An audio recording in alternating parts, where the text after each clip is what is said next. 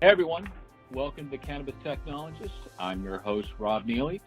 With me today, I have Eric Schlissel, who's the CEO of GeekTek, a modern managed IT and data security services. How are you doing today, Eric? Very good, thank you. How are you? Doing great. I'm glad you're here. I'm going to give our audience a quick bio on GeekTek. They service small to mid-sized businesses offering ultra-responsive technical services, insightful IT, consultation, and business-changing cloud solutions. You guys have been in business since 1998? Yes, quite some time. A long time.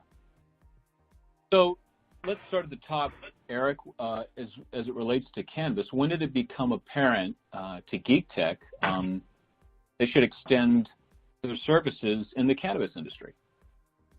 Yeah, that's a good question. So our first pitch was about 3 years ago, and it was very apparent during this pitch that this was a necessary service for the industry, security especially, but the industry was clearly not quite ready for it. It was very gray, and it's not that what we do is in violation of any law, but the people that were operating businesses were too unclear about their future and about how they should be approaching running their businesses, and so it wasn't quite ready yet. I kept an eye on the market. I became an investor in the space in a few little projects just to see who was operating and to keep my eye on it. And so about 6 months ago, I went to the CCIA NCIA event in Oakland. This was in July. And I started asking around about data security. I asked around about how are you protecting your patients? What are you doing about data security? And everybody talked about the big hack that everybody was aware of MJ Freeway, but the answers that they had about their own operations were not satisfactory to me. They were not really addressing the issue. I got a lot of answers like, oh, well, we're in the cloud and it's not a problem, or our information is secure because we trust whatever. I didn't get good answers, but I also understood that this is a market that is just starting to come out of its shell. And so at that point, I realized, okay, you know what? We're ahead of the curve, but this is time to have a very serious conversation because, frankly, nobody's talking about it. And so, I started talking to companies about their needs, about what a secure system looks like in the cloud, what it looks like on premises, how to scale your business as you grow, because all these companies are growing. At the end of the day, there's so much demand for this, for the products that people create, for the services they offer, that this marketplace is about to explode. And so, jump to a few months later at the CCIA conference in Anaheim, and I was the first person on a panel speaking about the importance of data security in the industry. There were 400 or 450 people in the audience, and it was a very well-received panel. And then at New West Summit, I moderated a panel, and then I spoke at ArcView, and things have just snowballed as we've gone, and it's very clear to me that the time is right for this conversation to happen and for people to take action. Sure, which is a great segue into the packaging of a lot of the services you guys do. I did a bit of research. Can you talk a bit about what you refer to as the holistic approach of the services you offer? Yeah, thanks for asking that question. It's, to me, the big question for companies is, how do we protect our intellectual property? How do we protect our cash? How do we protect our operations? And how do we not get hacked? How do we make sure that we're looking at security from start to finish? And so most of the regulations in most of the states, with very few exceptions, speak to physical security. And I cannot understate the importance of having a comprehensive physical security plan, not only because of requirements, but because it makes sense. But what happens is companies tend to think about security only in that frame. And when you look at an organization that has anything that connects to the internet, there's inherent insecurity and a backdoor completely open. So people depend on their cable modem, people depend on whatever the ISP gives them to protect themselves, and they depend on their employees doing the right thing, not giving out passwords, having secure passwords, having lockouts and encryption and all that, and that just it never really works. And so Right. holistic security is this combination of the physical side, the digital bridge, which are security cameras and data retention and all of that, and then on the computing and cloud side, locking that down too. It's thinking about this as a complete ecosystem of your information, whether it's physical information or cyber information in the cloud. All of that needs to be looked at. Interesting. So it's both the hardware as well as the software side, not to mention know-how and expertise, really. Well, absolutely. So we partner with the physical security side. There are a lot of really great physical security firms, and they're our best friends. They love us. They bring us in and they say, you know what, we really know our ops. We really know how to secure transportation, to secure physical locations, that guard, all of that stuff, and to install the cameras. But once the cameras get on a network, that's where their expertise ends, and that's where ours begins. So in a lot of cases, we'll design network infrastructure that segments the cameras and the point-of-sale system and all of the different moving pieces, and then monitor and maintain that, and then put in a very solid firewall that ties into our network operations center and our security operations center, so we can monitor in real time around the clock. That's the part that we fill. In terms of the cameras and the physical security, we leave that to the experts. We swim in our lane and we take care of the data. Now, retention and backup and disaster recovery, all of that falls in our purview. And people are realizing that that is a very important part of a scaling business. And so how we package this is actually quite simple. We have a few different levels of security and IT management. And the baseline, it's not HIPAA compliant necessarily, because that's a little over the top for what a lot of people need.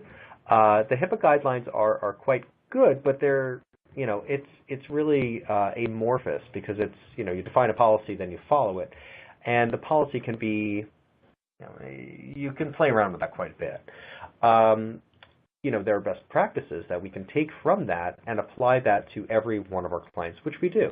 Every one of our clients has a baseline security that we are comfortable with, and if we're not comfortable with where they're starting, and our prospects don't think that various aspects of it are that important, then maybe they're not the right fit for us. Maybe another firm can handle that, but our benchmark or our starting point is highly secure, and then we go up from there. It depends on how big the organization is. It depends on what specific vertical they're in, and we customize it based on our clients' needs. But we start at secure and we end at tinfoil hat. Gotcha. Let's talk about the evolving needs of the cannabis industry for IT services and cybersecurity, and how what's unique to them in the cannabis space. For example, for example, in financing, a lot of cannabis businesses have to deal in cash, so they end up, because they can't have a bank account, so they store a lot of money in safes on site, which makes them a target for sophisticated burglaries, so on and so forth. As it relates to IT services and cybersecurity, for example, do grow facilities need to be concerned about, cyber criminals, gaining access through an IoT precision agricultural platform? What are the things cannabis businesses need to be cognizant of as it relates to IT services and cybersecurity? Yeah, that's so. There's a lot to unpack there. Let's start with what would happen if somebody gets into the cyber world of a company that has a lot of cash, or that is moving a lot of product. Okay, if somebody hops into a system right? They go through the firewall. There's a little bit of a malware or a backdoor on somebody's system. Well, now all of a sudden they can see what their security guard shifts are. They can see what the cameras see. They can turn off the cameras. Okay. They can see what the communications are between them and their security firm. They may even be able to get into people's they'll likely get into people's emails and see, probably somebody emailed each other a password or the safe code or whatever. Once a bad guy has access to the internal network, all bets are off if it's not secure. They can get anything. Now, as it relates to IoT, that's a different question, because when we start talking about IoT devices, we're really talking about inherent insecurity, because the people that make IoT devices do not think security first, just as the people that wrote Windows back in the day didn't even have a thought about security, and basic protocols of the internet aren't written with security first. So, right. At the baseline, we're starting with a level of insecurity that's inherent to all of the systems. But with IoT, it's especially insidious, because if somebody gets access to the network and you have lights, grow lights that are on a timer, or you have nutrients that are being fed, or any of the number of systems that help you automate your grow or your process or your manufacturing, if somebody gets access to that, think about, okay, not only can they shut you down, right? That's ransomware 101. But what if they are a little bit more nefarious, and they go in and they mess with your cycle and they screw up your crop, and all of a sudden you have a whole yield that doesn't come in, and you're banking on that. So, the IT side of this is one portion, right? How to build a scalable company using IT, but the security side is really what frightens me. With IT, you can kind of patch it together and get away with it for a while. With security, when you let your guard down and somebody comes in, you've got a real problem very quickly. And it just depends on how, what the motives are of the people coming in. And, there are plenty of examples that we can point to of people not paying attention and then, jumping in, and we can get to that in a little bit. But what I would say is that, what I'd like to add is that the 99.9% of the people that are trying to get in are lazy. They run these automated scripts, they look for holes, they look for easy way-ins. If they don't find those, then they move on to the next guy, because the next guy definitely didn't think about everything. And so nothing can be 100% secure, because as we were discussing, inherently, data, the protocols that everything is written on is insecure. So what we could do is make the 99.9% people go away. And then for the other people that really are trying to get in, well, let's say they do get in. What we want to do is harden the network and segment everything so that if they do get in, firstly, it doesn't look interesting. Secondly, they can't really get into things that are that they shouldn't be into, and make it really hard for them so that they do get discouraged and move on. Nothing is 100% secure, other than paper in a box somewhere, buried under the ground where nobody can find it. Anything that touches the internet has a problem, and the question is just when that becomes a real problem, and what do you do about it after the fact. Understood. Great answer. So Eric, what are, in your mind, some of the stalwart steps that cannabis companies can take right now to protect their on-premises network? Yeah, that's a great question. So we're very big on education. We're not right for a lot of the companies that are in this space.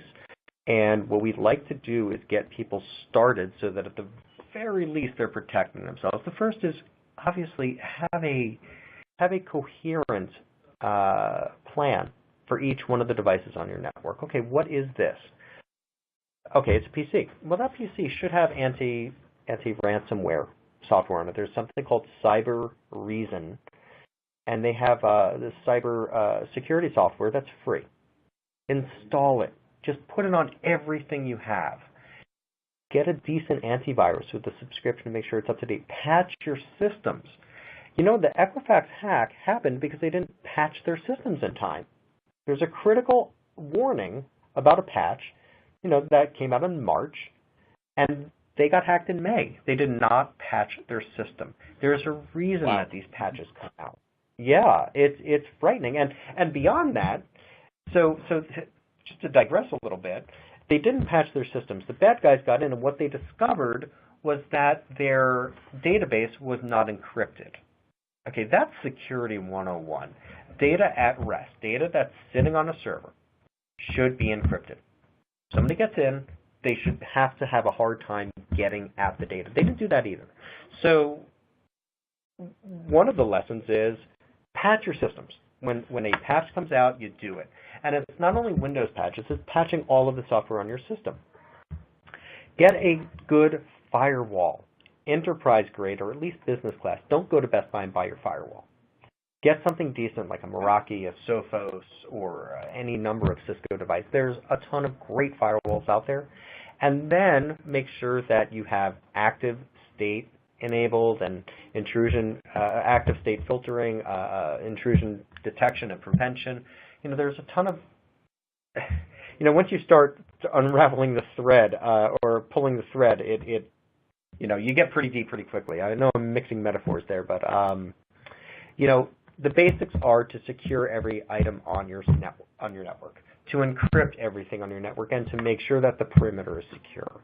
Beyond that, there's a lot you can do, but it gets a little technical. The other thing that I would add is that backup. You got to back things up because you know what? Chances are, if you're only taking the minimum path, chances are pretty good that eventually you're going to have a problem and wonder, how do I get my data back from the other day? Whether it's data about your recipes, it's data about your nutrients, it's patient data. How do we get this back because our hard disk crashed? So there are a number of different backup solutions you can use that are very inexpensive. Backblaze is one of them. Put it on your computers and keep an eye on it. And so what we do is we, as a company, take those basic measures, but we use industrial strength tools, enterprise tools, and tie that all together with a full package, and then we monitor that. We take care of all that. If there's an error, we know it, and we take care of the issue. We make sure that patches go out, and we make sure that backups happen. And it's more expensive to have a professional services firm handle it, but you can also sleep better at night knowing that it's professionals that are watching it. And we have a pretty deep bench of very smart people. We work around the clock making sure that our clients are safe. So there's a lot of things that you can do on your own, and I suggest going out and doing that today. There's no need to wait. But I would also suggest that as companies scale, the needs become a little bit different than the free tools and the cheap tools that are out there, because most of the free and cheap stuff are really just feeders into more enterprise-grade software that they're trying to upsell you to. Sure. Speaking of sleep, can you tell us some stories about some past clients where they became a victim of information technology crime, and perhaps how that risk could have been averted had they engaged in some of the security packages you guys were offering? Yeah, absolutely. So what I'll first speak to is the people that call us after the fact. Once your network is breached and ransomware has taken over and you don't have these security pieces in place, the only thing we can do is rebuild. There's a law firm that contacted us after they had been breached, and they had 20 years of data on their shared storage device. They contacted us and said, hey, we were hit with crypto. Can you help us? And we said, probably not. We'll come in, we'll take a look, we'll do some forensics and see if there's a way out of here. But afterwards, you're kind of stuck. And if you try to pay the ransom, then what? Then you don't trust the data. You don't know that you're going to get some money back. And with Bitcoin trading at $17,000 per Bitcoin or whatever it was, or whatever it is today, it's crazy. I remember when it was very cheap.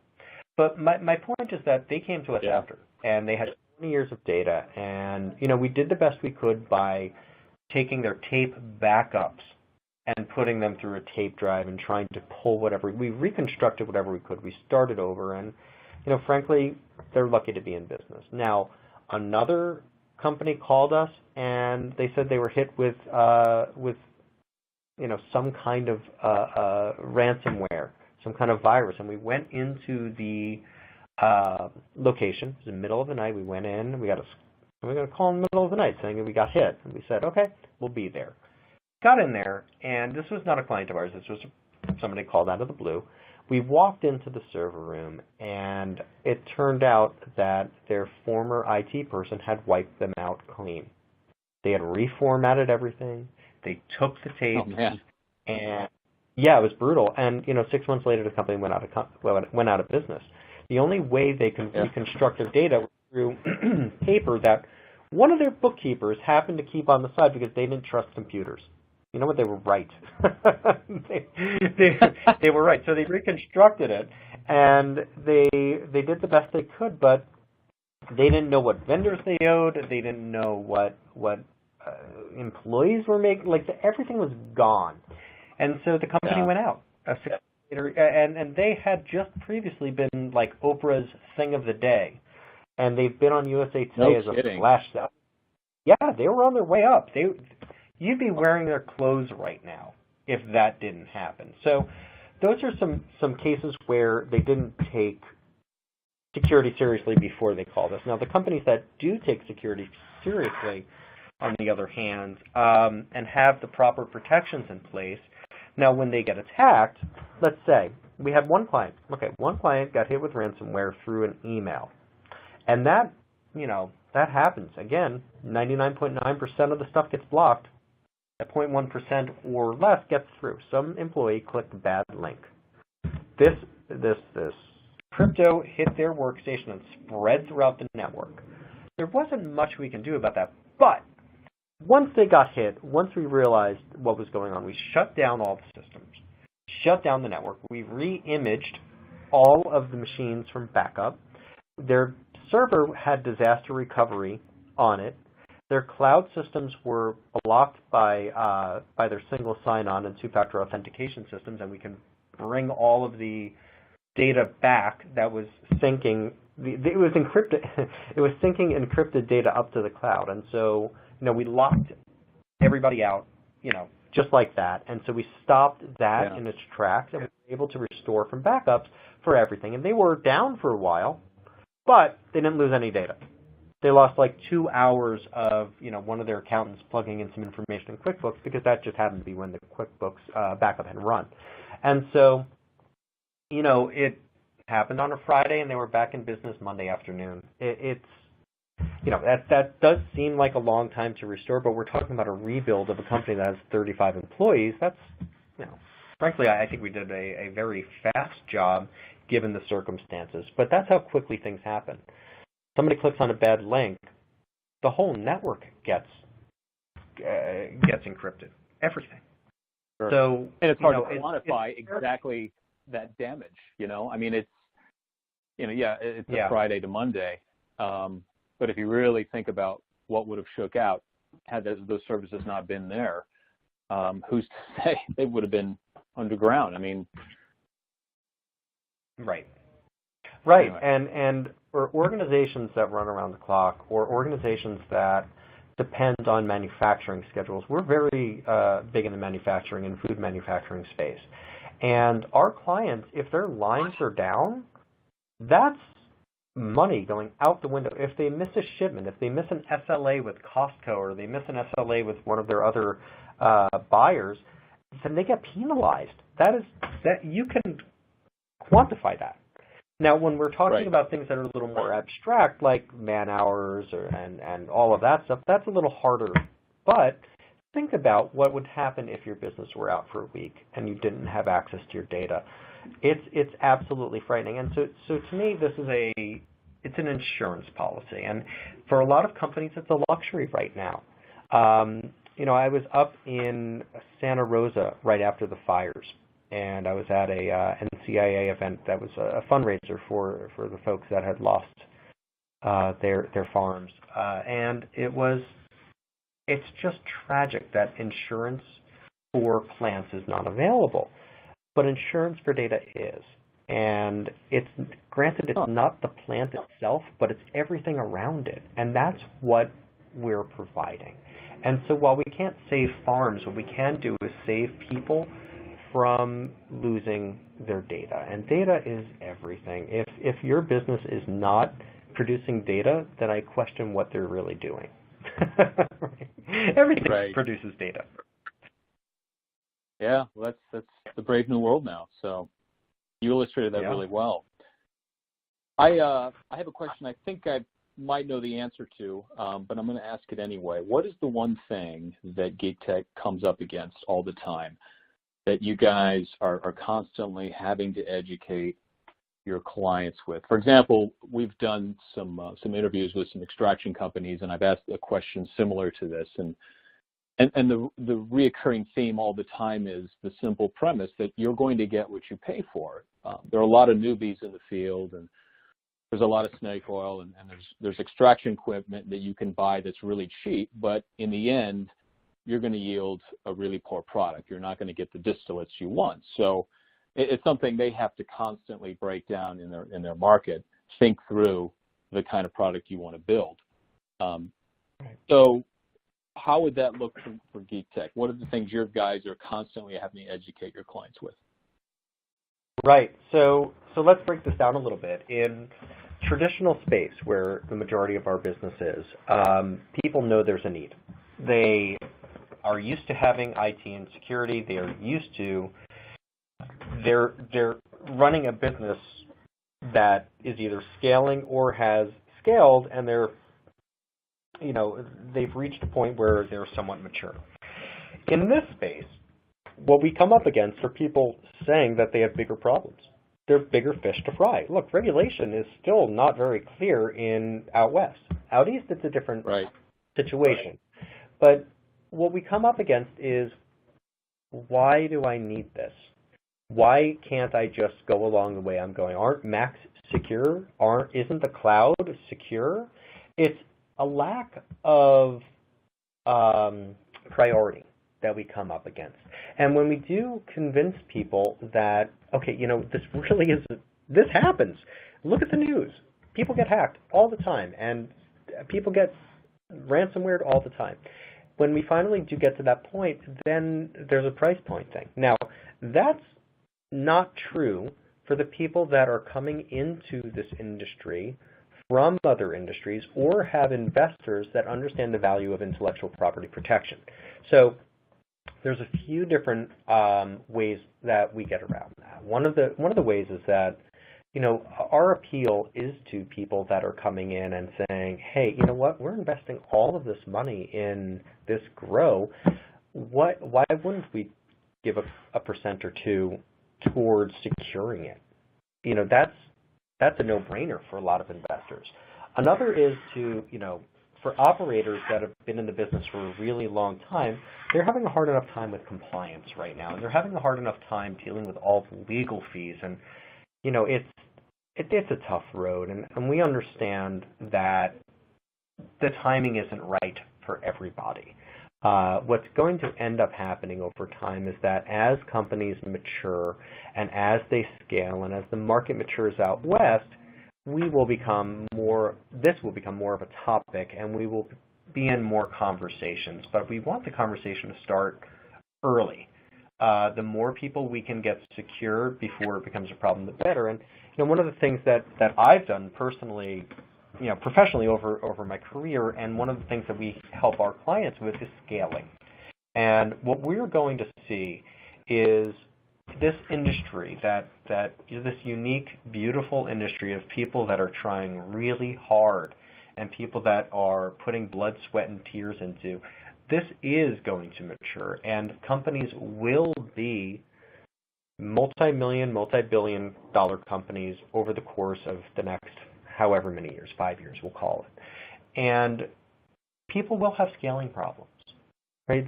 A lot of people are not used to running businesses that follow, frankly, follow the law in some cases. And now you're going to get into the space where not only are you following the law, but you're running a real company. And you've got 30 employees, you've got 50 employees, you've got a P&L that you got to manage. And you've got scaling issues that, if not resolved early on, will haunt you as you grow. That's a lot of what we see in terms of traditional business, where an owner comes to us and says, look, we had a guy, he was fine, we paid him hourly, he set the stuff up, but now, I've got this massive order coming in, and I don't know where my stuff is. I don't know how to communicate. I don't know what our ERP is doing. And, that's another area that we shine in, is helping companies scale. So, coming back to the question, what ends up happening is people firstly don't understand the value of security, or they do and they're not ready for it. They don't want to put the money behind the value. The other is that they don't understand the complexity of scaling a company because they haven't had to do it yet, but they're about to. So as California gets its act together, as all of these new states come online, there's only so much you can regulate, there's only so much you can dictate, and then the rest of it is understanding how to run a business. And our clients across the board know that they're not in the IT business. They're not in the data security business. That's what we do. That's why you hire somebody to handle that, either internally or externally, and usually it's externally these days because you want a deep bench. You don't want one person that might not come in tomorrow with all your passwords. What you'd rather have is a organization that just handles it, and you don't have to think about that part of it because you know what? You've got all these other moving pieces to deal with. IT should be something that is just handled, and that's what we do. And so when people get that message and they understand that that is a limiting factor to their growth, that's when it becomes a real conversation, and that's where the people that are receptive and understand what the value add, that's when they say yes. Yeah, gotcha. Eric, speaking of states, what states do you guys currently offer your services in? Yeah, we have national reach. So we're in every market, and in many markets we are in partnership with other companies that do the on-the-ground work. 90% of our work is remote. We're headquartered in Los Angeles. In terms of our, where we have our own people, on the West Coast we're in LA, we're in Denver, we're in Northern California, we're about to be in Oregon and Seattle. And likely Arizona, maybe Austin. And on the East Coast, it's mostly through partnerships, but we're growing as the market comes online. If we're being written into applications, we're being, we're in a lot of conversations across the states. And it's only being about 6 months since we've truly entered the market and are engaging, the growth has been phenomenal. So I do expect us to be fully national by the end of 2019. By the end of this coming year, I think that we're going to be in at least 5 more markets, if not more, just because of demand. It's really, it's time. It's exciting, too. It is. And I've scaled. Sorry. No, go ahead.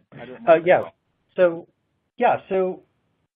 I've scaled companies before. I'm a serial entrepreneur, and we've scaled our clients' companies before. It is very exciting. And what we really need to keep in mind as a company are our values. And we are a values-driven organization and our mission. And we have to keep in mind that we're coming in from outside of the space. So we want to be respectful of everybody that's in the space, and we also want to make sure that all of the expertise that we've gained from the last 20 years of providing IT services and security services are made to order for this space that's just trying to figure itself out right now. And so we have hundreds of years of experience between all the team members. And what's fascinating about this is that we don't see new industries very often. We don't see this type of growth very often, and we also don't see this type of risk very often. I've been through the dot-com era. I had a number of companies in that time, and since that time. And what's very exciting about this is that the people in the industry are some of the most welcoming, smart, and engaged people that I've had the opportunity to work with. And so we try very hard to make our services work in a way that works for their businesses. And that's, it's true across the board, but especially in this industry that, there's so much just moving very quickly. I mean, I was at the conference when some emergency regs came down and people were shuffling, and it's exhilarating, really. And it's a massive opportunity for people to grow. Exciting times. Eric, we are out of time, sadly. This went really, really well. It was an educational experience, I must say. I want to be able to direct our viewers with this interview to learn more about you and GeekTek. How would you direct them? Sure. So by all means, go to our website, geektek.com, geektek.com, and you can go to geektek.com/cannabis for a one-pager about our specific offerings to this industry. And you can also email us at hello@geektek.com, or just email me directly, eric@geektek.com. I welcome all questions. It might take me a minute to get back to you, but we're a large organization, but we're also very approachable, and just say hi. Just say hi. That's great. Well, Eric, I'd love to do this again if you're game. You've got a wealth of expertise. Maybe we could try this another time, because I feel like there's more ground we could cover. Oh, I would love that. I've really enjoyed our conversation, and there is a lot to cover. To me, it's more of a question of which direction do we want to go. No kidding. Eric, thanks so much. Thank you. That's it, everyone. Take care.